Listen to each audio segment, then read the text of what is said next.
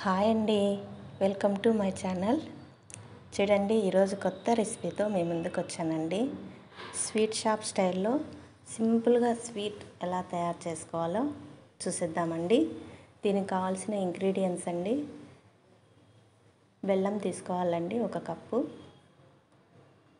Cup పుట్నాల పప్పు అండి, ఒక కప్పు కొబ్బరి తురుమండి. బయట షాపులలో అమ్ముతారు, లేదంటే మనం మిక్సీలో అయినా వేసుకోవచ్చండి. ఒక కప్లో ఒక 10 జీడిపప్పు, ఒక 5-6 బాదం పప్పు వేసుకోవాలండి. ఇక్కడ చూడండి, పుట్నాల పప్పు నేను మిక్సీలో వేసుకున్నానండి. ఫస్ట్ బెల్లం కలుపుకొని అందులో పుట్నాల పప్పు పౌడర్ వేసి, తర్వాత బాదం పప్పు, జీడిపప్పు కలిపిన పౌడర్ మిక్సీకి వేసుకొని కలపాలండి. తర్వాత కొబ్బరి అండి, మిక్సీ పట్టుకున్నాను నేను, ఒక కప్పు వేసేయండి. తర్వాత పాలండి, పాలు వేడి చేసుకొని కొంచెం కొంచెం వేస్తూ బాగా కలపాలండి. బాగా చూసుకొని వేసుకోవాలండి, ఎక్కువ వేసుకోకూడదు. పాలు చూసుకుంటూ కలుపుకోవాలండి. తర్వాత ఒక బాక్స్కి నెయ్యి రాసి పెట్టుకోవాలండి. ఫస్ట్ నెయ్యి రాసి పెట్టుకోండి. తర్వాత మనం కలిపిన ముద్ద తీసుకొని ఫస్ట్ డ్రై ఫ్రూట్స్ అండి బాక్స్లో అలా వేసేసుకోవాలా.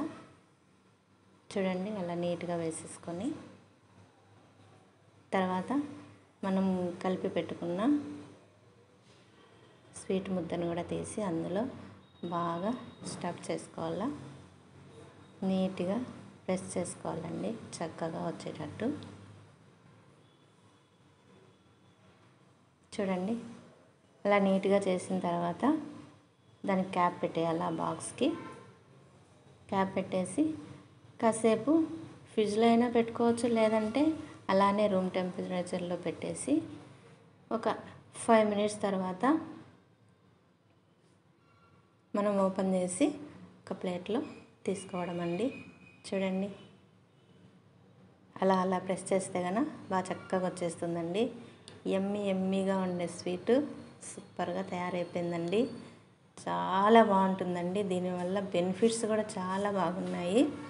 మనకి ఇష్టం వచ్చిన స్టైల్లో మనము కట్ చేసుకోవచ్చు పీసెస్.